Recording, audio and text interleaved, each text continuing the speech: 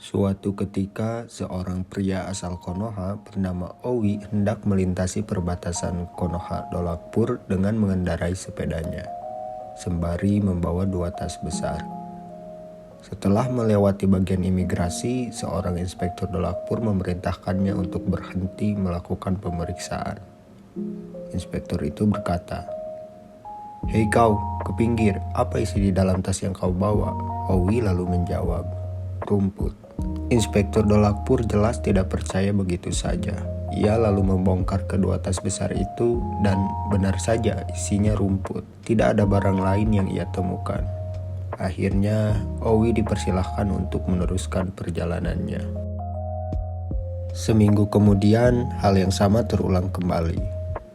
Owi kembali melintasi perbatasan dengan membawa 2 tas besar. "Apalagi yang kau bawa?" ucap si inspektur.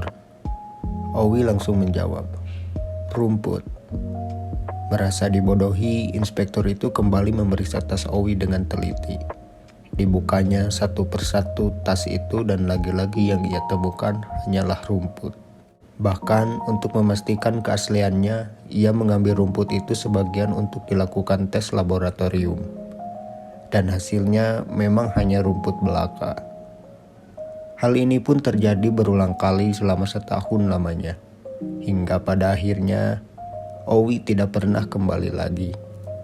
Suatu ketika si inspektur tak sengaja melihat Owi di sebuah resort yang cukup mahal. Rupanya Owi sekarang sudah menjadi orang kaya raya. "Hei, saya rasa saya pernah melihatmu.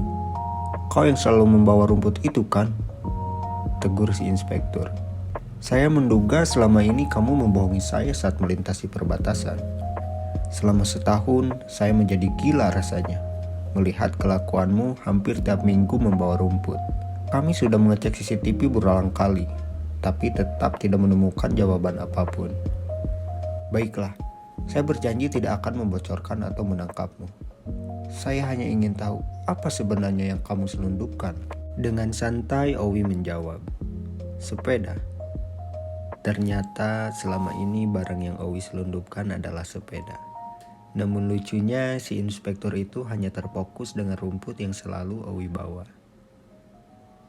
Terkadang apa yang ada di depan mata kita tidak selalu terlihat dengan jelas, terutama bila fokus kita hanya tertuju pada sesuatu yang menarik perhatian. Banyak orang yang tertarik hatinya karena memandang penampilan, ketampanan, dan kecantikan seseorang. Tak jarang dari mereka cenderung over proud terhadap sesuatu, bahkan sampai menjadi fanatik.